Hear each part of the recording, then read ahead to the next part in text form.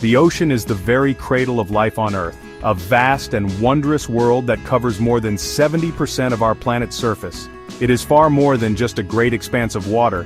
It is a dynamic living system that regulates our climate, absorbs enormous amounts of carbon dioxide, and generates at least half of the oxygen we breathe with every breath we take. This immense blue heart of our world dictates weather patterns, drives global currents, and provides sustenance for billions of people across every continent. From the smallest coastal villages to the largest inland cities, our lives are intrinsically linked to the health of the seas, a connection that we are only now beginning to fully comprehend in its profound complexity and importance. For countless generations, humanity has looked to the ocean as a source of food, a highway for trade, and a wellspring of inspiration. The global ocean economy is a powerful engine of growth, projected to support around 40 million jobs by the year 2030, in sectors ranging from fishing and aquaculture to tourism and renewable energy. Its waters facilitate the movement of goods and ideas, connecting cultures and fueling economic prosperity around the globe. Yet, our relationship with this vital resource has often been one of extraction and exploitation, taking its bounty for granted without fully appreciating the delicate balance required to sustain its vibrant ecosystems and the life-giving services they provide to all of humanity. The recent United Nations Ocean Conference, held in the beautiful coastal city of Nice, France, from the 9th to the 13th of June 2025, represented a critical moment of reckoning for the international community. Co-hosted by the governments of France and Costa Rica, the conference brought together heads of state, scientists, business leaders, and activists with a singular, urgent purpose. Their shared mission was to accelerate meaningful action to conserve and sustainably manage our oceans, guided by the United Nations Sustainable Development Goal 14, which is dedicated to protecting life below water. The gathering was not merely a discussion but a call to arms for our planet's blue heart. This global assembly served as a stark reminder that the fate of the ocean is inextricably tied to our own survival and well-being. The theme, accelerating action and mobilizing all actors, underscored the pressing need for a unified response to the crises facing our seas. It was a recognition that governments alone cannot solve these immense challenges. It requires the collective will and coordinated efforts of every sector of society. The conference aimed to translate years of scientific warnings and growing public concern into concrete commitments and tangible policies that could steer us towards a more sustainable and harmonious relationship with the marine world that sustains us all. The ocean is facing a confluence of unprecedented threats, each one compounding the others in a dangerous cascade. Perhaps the most pervasive and existential of these is the relentless impact of climate change. Our seas have absorbed over 90% of the excess heat trapped by greenhouse gas emissions, leading to a dramatic rise in sea temperatures. The year 2024 was recorded as the warmest ever for our oceans, pushing marine ecosystems to their absolute limits. This warming triggers devastating global coral bleaching events, disrupts marine food webs, and contributes to more extreme weather patterns, posing a direct threat to the delicate balance of life both below and above the waves. Alongside the invisible threat of heat, a more visible and insidious danger fills our waters: plastic pollution. It is a shocking reality that an estimated 17 million metric tons of plastic waste flood into the ocean every single year, a figure that experts warn could triple by 2040 if we fail to act decisively. This plastic debris chokes marine life, from the largest whales to the smallest plankton, and breaks down into microplastics that infiltrate the entire food chain, with consequences we are only beginning to understand. The sheer scale of this problem transforms vast stretches of our pristine oceans into a veritable soup of man-made waste, a testament to our disposable culture. Furthermore, our insatiable appetite for seafood has led to the widespread crisis of overfishing, pushing many marine populations to the brink of collapse. Current data reveals a worrying trend. Only about 62% of global fish stocks are being harvested within biologically sustainable levels, while a staggering 37% are now considered overexploited. This unsustainable plunder is often fueled by harmful government subsidies, which amount to billions of dollars annually, encouraging larger fleets to fish longer and harder. This practice not only depletes the very resource the industry depends on, but also jeopardizes the food security and livelihoods of millions of people in coastal communities. This triple threat of climate change, pollution, and overfishing is driving a catastrophic loss of marine biodiversity. The rich tapestry of life that has evolved over millennia is unraveling at an alarming rate.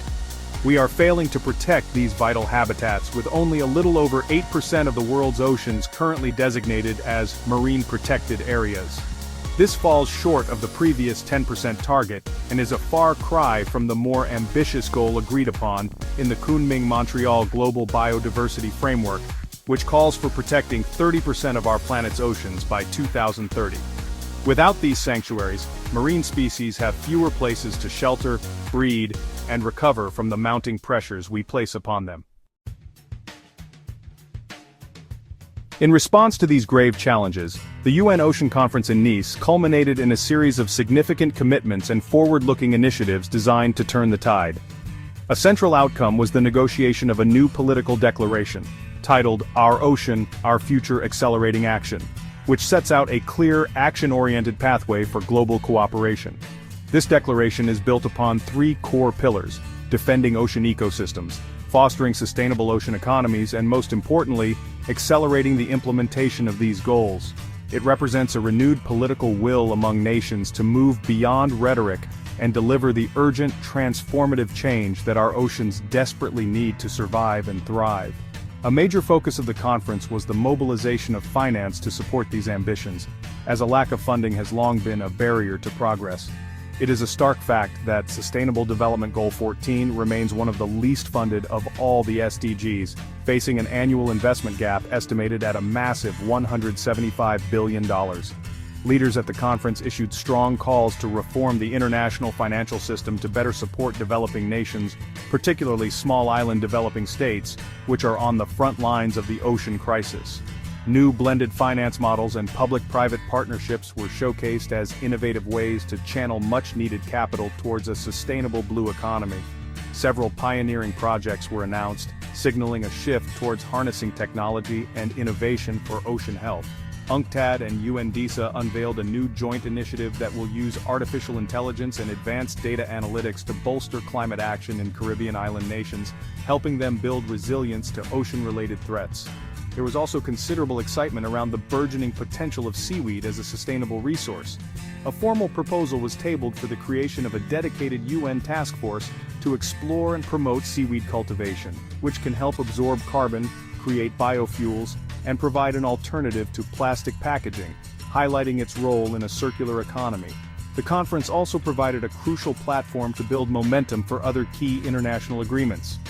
UN Secretary-General Antonio Guterres made an impassioned plea for all countries to ratify and implement the historic High Seas Treaty, also known as the BBNJ Agreement, which provides a legal framework for protecting biodiversity in areas beyond national jurisdiction.